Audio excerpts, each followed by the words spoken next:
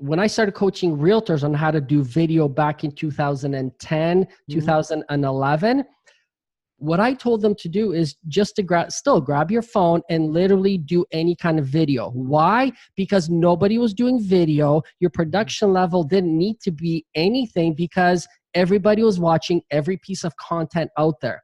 And it could be a crappy video and people would still watch it. Today, not so much.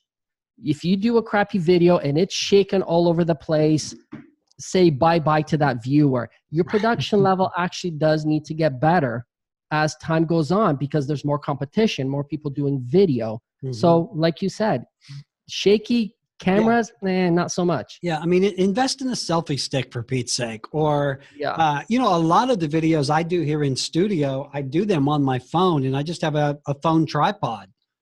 And that's the easiest video because, that sort of thing. I'm not coordinated enough to use an Osmo. So I end up hurting myself.